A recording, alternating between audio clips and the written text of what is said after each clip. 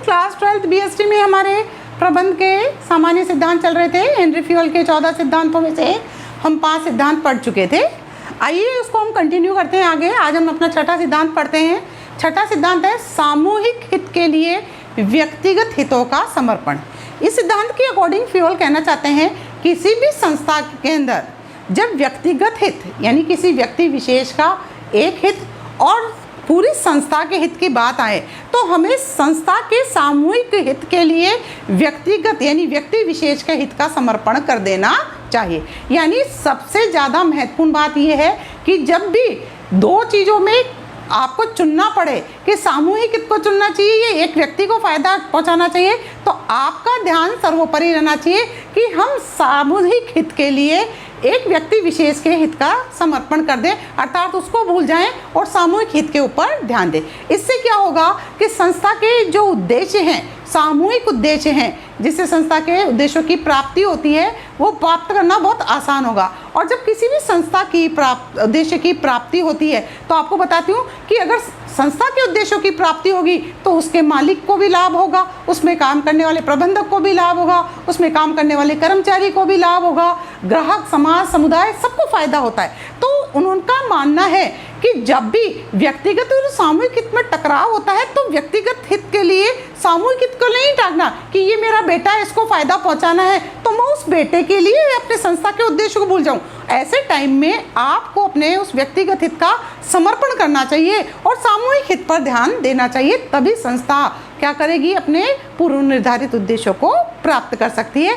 ऐसा फ्यूल मानते हैं कि सामूहिक हित के लिए व्यक्तिगत हित का समर्पण कर देना चाहिए। इससे क्या होगा, इसका सबसे पहला फायदा होता है कि संस्था के उद्देश्यों की प्राप्ति होगी, शीघ्रता से होगी। लोगों के अंदर सामूहिक हितों के, सामूहिक लक्ष्यों के प्राप्त होने से संस्था में प्रत्येक व्यक्ति को क्या प्राप्त होगा, लाभ प्राप्त होगा। लेकिन दूसरी तरफ हानि की बात करें, किसी व्यक्ति के हित का ध्यान न रखकर संस्था के हित को ही आप हमेशा ध्यान रखेंगे तो जो व्यक्ति जिसके हित का ध्यान नहीं रखा है उसका मनोबल टूट जाएगा, वह आपको अपना सहयोग नहीं दे पाएगा, वो असंतुष्ट हो सकता है, जिसका नुकसान भी संस्था को उठाना पड़ सकता है। लेकिन फिर भी एक व्यक्ति की हानि से सब व्यक्तियों की हानि ज़्यादा इम्पॉर्टेंट है, इसलिए आपको क्या करना चाहिए, सामूहिक हित पर ध्यान देना चाहिए, न कि व्यक्तिगत हित पर। दूसरा आता है कर्मचारियों के पारिश्रमिक। पारिश्रमिक क्या होता है, देखिए हर कर्मचारी जो संस्था में आता है वो अपनी सेवाएं संस्था को देता है और जब वो सेवाएं देता है तो उसके बदले में क्या प्राप्त करता है, प्रतिफल प्राप्त करता है और वह प्रतिफल उसका क्या कहलाता है, पारिश्रमिक कहलाता है।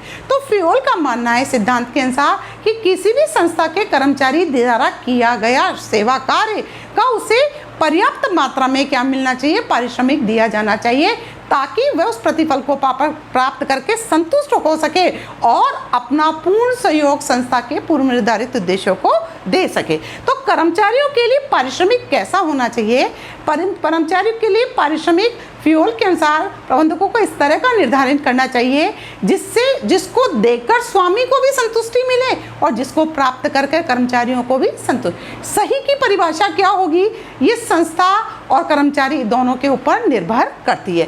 कहते हैं कि मालिक तो ये चाहता है कि काम ज़्यादा से ज़्यादा हो और पारिश्रमिक कम देना पड़े, जबकि कर्मचारी ये चाहता है कि काम कम से कम करें और तनख्वाह हमको ज़्यादा से ज़्यादा मिले। तो आपको क्या करना होगा कि प्रबंध का ये सिद्धांत कहता है कि दोनों के बीच एक ऐसा सामंजस्य बिठाना होगा कि जिसमें देने वाले को भी संतुष्टि मिले और प्राप्त करने वाले को भी संतुष्टि। तो आपकी पारिश्रमिक प्रणाली इस तरीके की होनी चाहिए कि इन दोनों को संतुष्टि प्राप्त हो सके और दोनों ही एक दूसरे के लिए समर्पित भावना से कार्य कर सके, तभी आपको क्या मिलेगा, लाभ। क्योंकि अब ये बात तो बिल्कुल निश्चित है कि जब भी कोई व्यक्ति कार्य करता है और उसे उचित मात्रा में पारिश्रमिक न मिले, मैं ये कहती हूँ कि आपका मन तो लाख रुपए का है लेकिन लाख रुपए देना कंपनी की और संस्था की स्थिति नहीं है, तो आप लाख रुपए की इच्छा तो रखते हैं लेकिन उसके देने की कैपेसिटी तो वो नहीं दे पाएगा, तो वो उचित वेतन नहीं है। उचित पारिश्रमिक वही है, वो देना चाहता है और आप प्राप्त करना चाहते हैं, वो दोनों के बीच का रास्ता हो। तो पारिश्रमिक जब तक नहीं मिलता तब तक प्रोत्साहन नहीं मिलता, कर्मचारी पूर्ण क्षमता से कार्य नहीं करते हैं। इसलिए फ्यूल का मानना है सिद्धांत के कर्मचारियों द्वारा किए गए कार्य का उसे उचित पारिश्रमिक भी मिलना चाहिए। फायदा क्या होगा, अगर आप पारिश्रमिक प्रदान करेंगे तो लाभ ये होगा कि कर्मचारी को होंगे, आपके उद्देश्यों की प्राप्ति होगी, कर्मचारी पूरी सहयोग और भावना से काम करेंगे, आपके उद्देश्यों की प्राप्ति होगी और वातावरण शुद्ध अच्छा बना रहेगा। ठीक है, तो ये इसके फायदे होते हैं। अब आता है तीसरा सिद्धांत जिसको हम बोलते हैं केंद्रीकरण का सिद्धांत। केंद्रीकरण की स्थिति क्या होती है कि संस्था का ये उच्च स्तर है। क्या है ये? उच्च स्तर है। आप सभी पढ़ चुके हैं उच्च स्तर क्या होता है। तो आपने देखा होगा कि जितने भी महत्वपूर्ण निर्णय होते हैं वो यहीं पर लिए जाते हैं।